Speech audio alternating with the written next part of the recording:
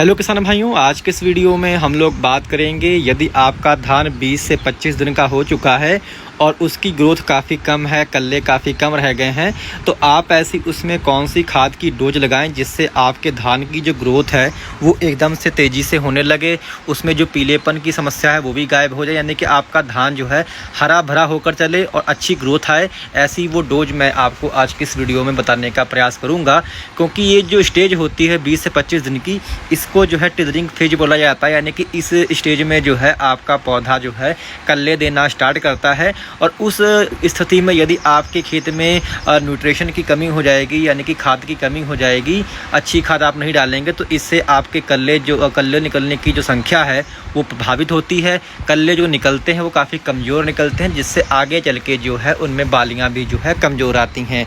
तो इसमें यदि आप एक बेहतर डोज इस समय लगा देंगे तो इससे आपके जो पौधे में एक तो हरियाली अच्छी आएगी, ग्रोथ अच्छी चलेगी, इसके सिवा कल्ले अधिक निकलेंगे, जिससे आगे चल के उसमें जो बालियाँ हैं वो भी अधिक आएंगी।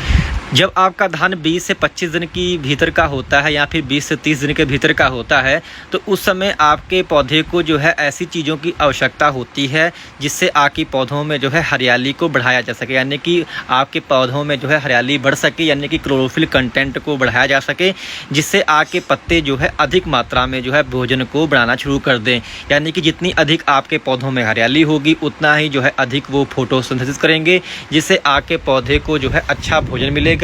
जब भोजन अच्छा मिलेगा तो पौधे आपके नीचे से जो है कल्ले भी अधिक फेंकेंगे, ग्रोथ भी अच्छी आएगी, कल्ले जो निकलेंगे वो भी काफ़ी मोटे निकलेंगे।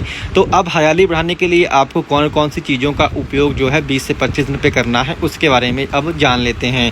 सबसे पहले जो आपको सबसे बड़ा जो हथियार होता है जो हरियाली बढ़ाने का, वो होता है हमारा मैग्नीशियम सल्फेट। मैग्नीशियम सल्फेट जो है ये काफ़ी जो है अहम होता है धान की फसल में, क्योंकि ये आपका सेकेंडरी पोषक तत्व है और इसको बहुत ही कम किसान भाई जो है धान की फसलों के अंदर उपयोग करते हैं। इसको जो है सीमित मात्रा में जो है आपको अपने धान के अंदर उपयोग करना है। इसकी जो मात्रा है वो तकरीबन आपको 6 से लेकर के 7 किलो प्रति एकड़ के हिसाब से आपको ले लेनी है। और यदि आप इसका स्प्रे कर रहे हैं तो स्प्रे में भी आपको मैं डोज बताऊंगा।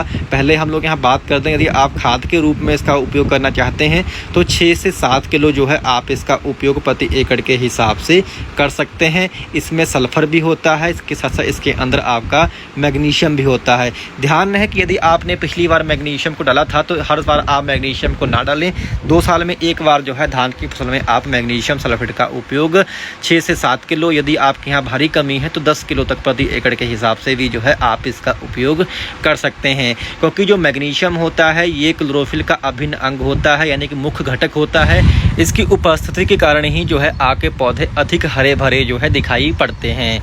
अब बात करते हैं कि इसमें आपको दूसरी चीज़ कौन सी ऐसी मिलानी है। तो दूसरी चीज़ जो है आपको इसमें लोहे का उपयोग करना है, यानी कि फेरस सल्फेट जो आता है इसका आप उपयोग कर सकते हैं, जिसके अंदर 19% के आसपास जो है फेरस यानी लोहे की मात्रा होती है।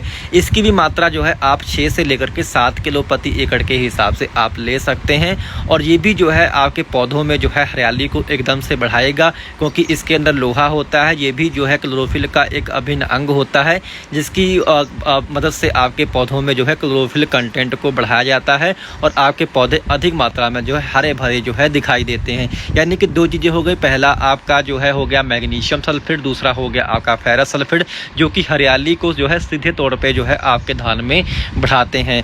अब यदि आपने अभी तक जिंक का उपयोग कम किया था या फिर नहीं किया था तो आप जो है यहाँ पे जिंक का भी उपयोग कर सकते हैं। तकरीबन 6 से 7 किलो ही जो है आपको 33% की जो जिंक आती है वो आप इसमें जो है मिला सकते हैं। यानी कि 6 से 7 किलो जिंक, 6 से 7 किलो मैग्नीशियम सल्फेट, 6 से 7 किलो आपको फेरस सल्फेट, इन तीनों को जो है आप यूरिया में मिलाकर उपयोग कर सकते हैं। तकरीबन आप 35 से 40 किलो यूरिया लें, क्योंकि यूरिया भी जो है 20 से 25 दिन का जब आपका धान हो जाता है तो उसको यूरिया की सबसे अधिक आवश्यकता होती है अपनी वानस्पतिक बढ़ाव के लिए, यानी कि वेजिटेटिव ग्रोथ के लिए।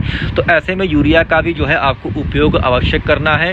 तकरीबन 35 से लेकर के 40 किलोग्राम प्रति एकड़ के हिसाब से आपको यूरिया लेनी है और उन्हीं में जो है आपको ये तीनों चीज़ें मिला लेनी है, यानी कि 6 से 7 किलो फेरस सल्फेट, 6 से 7 किलो मैग्नीशियम सल्फेट और तकरीबन 6 से 7 किलो ही जो है 33% वाली जो जिंक आती है, इसको आप आपस में मिलाकर उपयोग कर सकते हैं। यदि आपने इनमें से किसी चीज़ का पहले उपयोग किया है तो आप उस चीज़ को यहाँ पे छोड़ सकते हैं, यानी कि यदि आप जिंक पहले डाल चुके हैं तो आप जो है यहाँ पे भी जिंक ना डालें। और इससे आपकी पौधों में जो है हरियाली काफ़ी तेज़ी से आती है, क्योंकि ये जो सभी तत्व हैं, जो आपका जिंक है, जो आपका फेरस है, जो आपका मैग्नीशियम है, ये तीनों जो है हमारे पौधों में जो है हरियाली को बढ़ाने के लिए डाले जाते हैं और उनके काफ़ी अच्छे जो है रिजल्ट भी जो है धान की फसलों के अंदर देखने को मिलते हैं और इनको जो है आप यूरिया में मिलाकर उपयोग कर सकते हैं।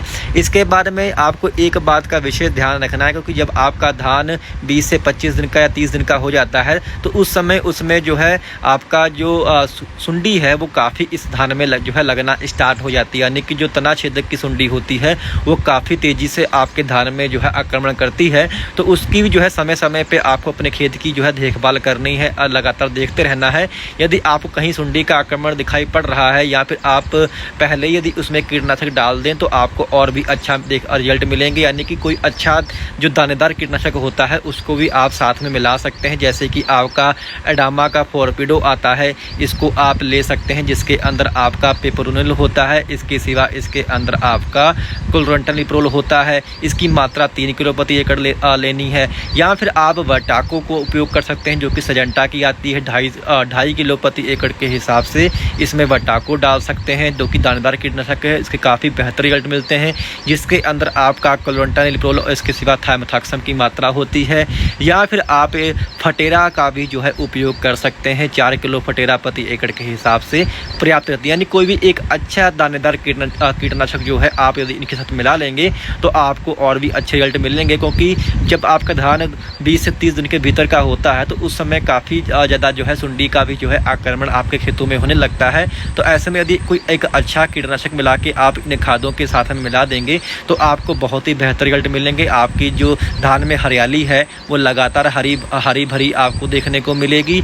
और जो किसान भाइयों के खेत जो है पीले थे या फिर धान में अच्छी ग्रोथ नहीं आती थी, तो वो यदि इस डोज को अपने खेत के अंदर आजमाएंगे तो आपको इसके काफ़ी बेहतर परिणाम देखने को मिलेंगे। क्योंकि ज़्यादातर हमारे किसान भाई खाली यूरिया पे या फिर NPK पे ही जो है फोकस रखते हैं। यदि आप इन चीज़ों को भी अपने धान के अंदर डालेंगे तो आपको काफ़ी बेहतर रिजल्ट देखने को मिलेंगे। और तो ये थी जानकारी, यदि आपके काम आए तो कृपया हमारे चैनल को आप लोग सब्सक्राइब करना मत भूलिएगा। धन्यवाद।